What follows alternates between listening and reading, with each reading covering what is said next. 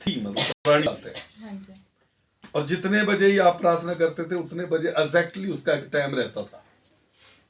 हाँ अब जी, जल्दी से ये जल्दी से जल्दी पाएं। 2016-17 की बात आप है, आ तब जाइए। मैं ज़्यादा स्ट्रांग भी नहीं थी प्रभु में और मुझे दबाव पड़ते थे। मतलब मैं रात को प्रार्थना करनी शुरू की थी उन दिनों में और मैं लेट नाइट प्रेयर करती थी। 3 बजे मैं सोती थी प्रार्थना करके और जैसे ही मैं 3 बजे सोती थी तो मुझे दबाव पड़ता था 3:40 पे, 4:40 पे, 5:40 पे और मैं ना बहुत ज़्यादा परेशान हो गई थी कि एग्जैक्टली टाइम पे ही, एक ही टाइम पे क्यों मुझे दबाव पड़ता है।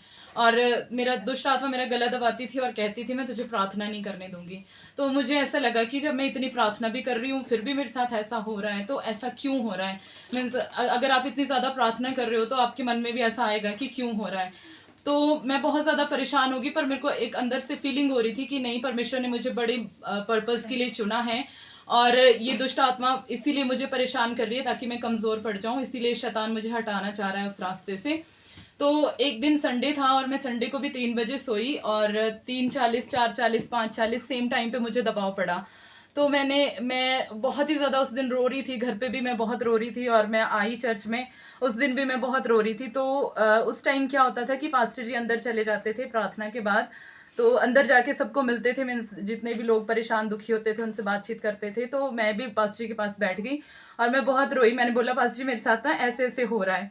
तो पास्टर जी ने ज़्यादा सीरियस नहीं लिया मेरी बात को और उन्होंने बोला कि प्रभु सब कुछ ठीक करेगा और मेरे सिर पे हाथ रखा और प्रार्थना की। तो मुझे लगा कि पास्टर जी ने कोई हमदर्दी भी नहीं जताई मेरे साथ कि मेरे साथ ऐसे हो रहा है। और जैसे ही मैं घर गई अगले दिन से जब मैंने प्रार्थना की तो बिल्कुल मैं ठीक थी, कोई भी दबाव नहीं मुझे पड़ा।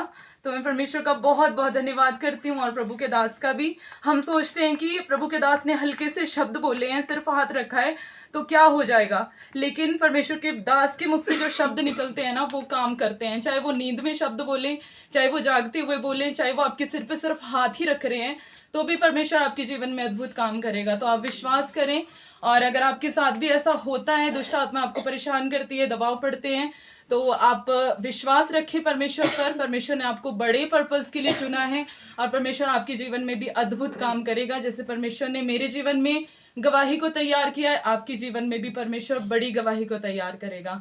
तो सबको इस गवाही के द्वारा बहुत बहुत आशीष मिले। सबको जय मसीह।